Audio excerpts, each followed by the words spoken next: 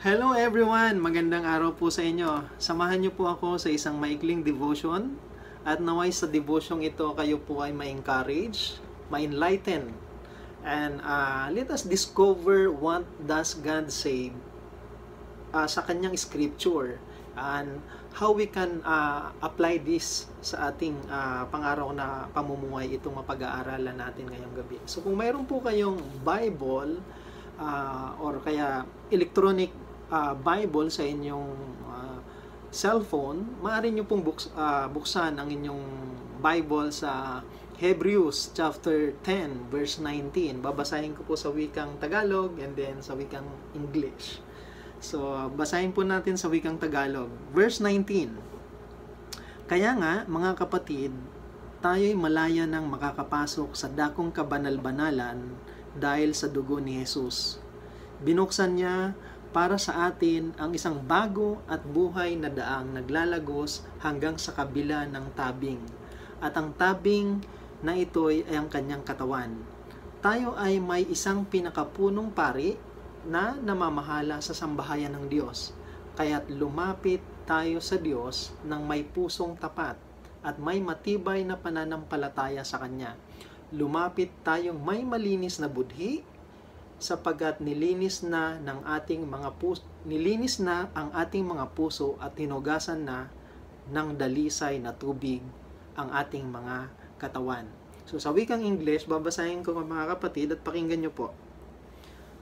Therefore, brethren, since we have confidence to enter the holy place by the blood of Jesus, by a new and living way which He inaugurated for us through the veil that is His flesh. And since we have a great priest over the house of God, let us draw near with a sincere heart in full assurance of faith, having our hearts sprinkled clean from an evil conscience and our bodies washed with pure water. Wow! Ang ganda po ng ating devotion ngayon. Sinasabi rito na we have this confidence that na makapunta na po sa we have this confidence that we can come to the Father or to God because of our Lord Jesus Christ. So alamin po natin itong verse 19. Balik po tayo dun sa verse 19. Sabi niya rito, therefore, since we have confidence to enter the holy place by the blood of Jesus.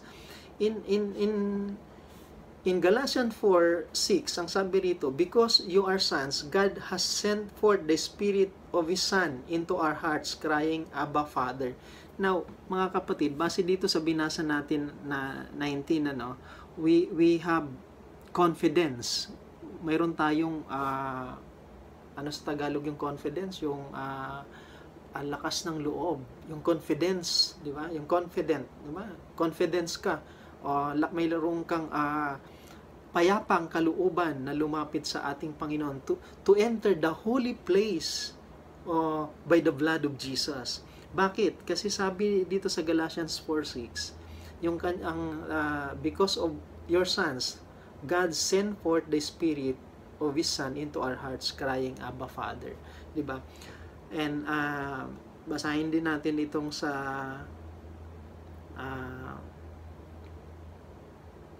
Roma chapter 8 verse 15. For you have not received a spirit of slavery leading to fear again, but you have received a spirit of adoption as son, by which we cry out, Abba, Father.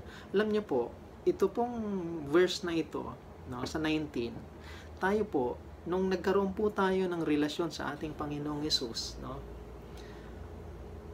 we have this assurance na tayo po ay pakikinggan ng ating Ama because of our Lord Jesus Christ. Kaya malaya na tayo makakapasok sa dakong kabanal-banalan dahil sa dugo ni Kristo. During the Old Testament, yung mga Israelita, mayroong tabernacle na pinagawa ang Diyos kay Moses.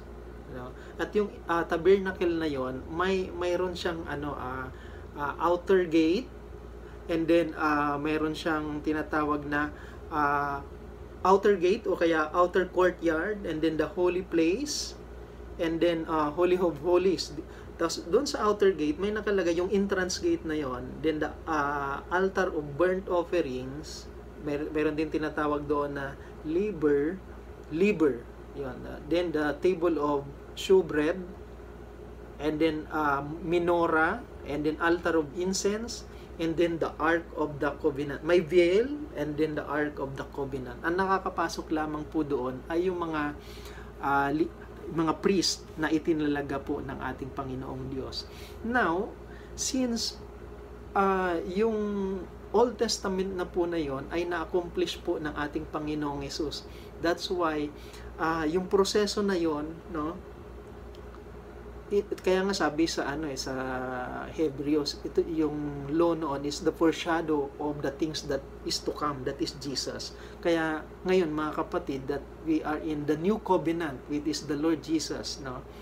Malaya na tayong makakapasok sa kabanal-banalan, doon sa Holy of Holies, because of our Lord Jesus Christ.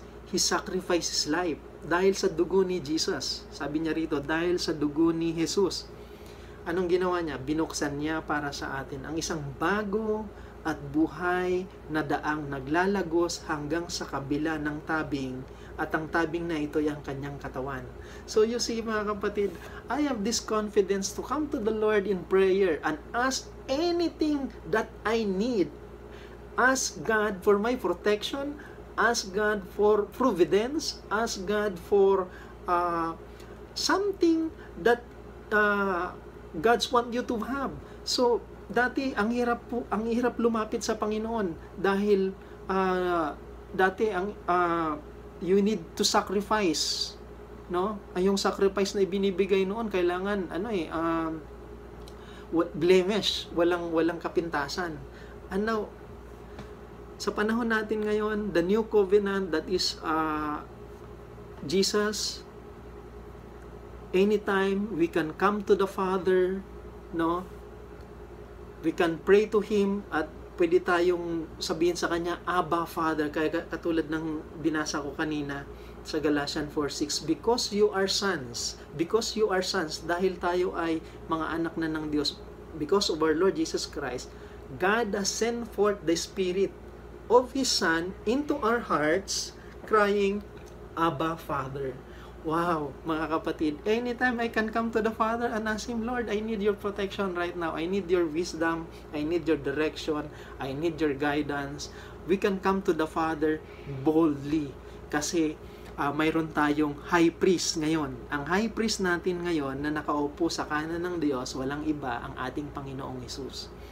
And then, verse 22, sabi niya rito, verse 21, sabi nga niya, tayo ay may isang pinakapunong pari na namamahala sa sambahayan ng Diyos. So you see, yung pinakapunong pari na ito, which is Jesus. Dati po, during the Old Testament, mayroon pong priest na pwedeng makapasok lang po doon sa tabernacle, doon sa Holy of Holies. Hindi sila pwedeng pumasok doon, bawal po doon. At namamatay po ang pumapasok doon na basta-basta. And then, kailangan dumaan ka muna doon sa process. Doon ka muna sa isang daanan, sa way na ginawa doon sa tabernacle. Doon ka papasok. Ang gagawa lang noon yung mga priest na tinawag po ng Panginoon na itinakda niya na gumawa noon. Hindi po lahat doon nakakapasok. So yung mga tao noon, yung mga Israel noon, hindi sila makakapasok. Na alimbawa, sambahayan ni Salvador, hindi basta-basta pumasok doon. Kailangan dumaan siya sa proseso sa priest. Ngayon po, sa New Covenant, we have this Lord Jesus. Makakapasok po tayo sa Holies of Holies. We can come to the Father and ask God, Abba. Pwede na nating tawagin siya katulad ng sinabi ko kanina. We did not receive a spirit of slavery leading to fear again, but you have received a spirit of adoption. We are already adopt as a sons, by which we cry out, Abba, Father. Isn't it that is a good news for all of us today, sa panahon natin ngayon, that we do not need to offer sacrifices for to God para tayo ay tanggapin yung ating mga panalangin, no? We have this Jesus, our mediator, na nakaupo sa kanan ng Diyos. So, lastly, yung verse 22, sabi niya rito, kaya't lumapit tayo sa Diyos ng may pusong tapat at may matibay na pananampalataya sa Kanya. Lumapit tayong may malinis na budi sapagkat nilinis na ang ating mga puso at hinugasan na ng dalisay na tubig ng ating mga katawan. Praise the Lord! Hallelujah! Sa pamamagitan po ng ating Panginoong Jesus, we are cleansed. Pero ito po, you are cleansed if you receive Jesus as your Lord and Savior. You are cleansed if you repented from your sins and believe and have faith sa ating Panginoong Jesucristo. Kung hindi ka po naniniwala sa ating Panginoong Jesucristo, you could not have an eternal life with God. So yan po ang requirements po ng Panginoon. Meron po siyang standard. At ang standard ng Panginoon ay hindi pwedeng bumaba, no? At ang standard niya, hindi tayo ang dapat umabot sa kanyang standard. So para tayo ay maging banal, ito si Jesus. Jesus came down, He willingly sacrificed His life to save us, to redeem us from our sins. And those who willingly receive and believe sa ating Panginoong Hesus, nagkaroon ng relasyon sa ating Ama. So that's why sinabi rito, mga kapatid, makakapasok tayo sa kabanal-banalan dahil sa dugo ni Jesus. No? That is a good news for all of us, mga kapatid.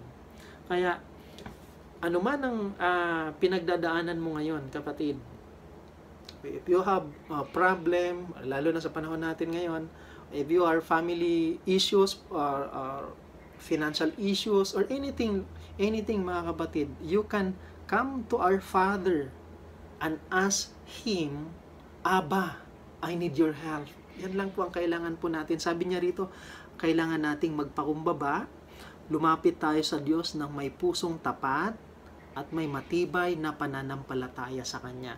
So kung wala kang pananampalataya sa ating Panginoong Hesus, wag mo nang asahan na ikaw ay pakikinggan kung hindi ka na mananampalataya sa Kanya. The Bible clearly tell us that those who believe and have faith in God, no, will receive an answer from Him.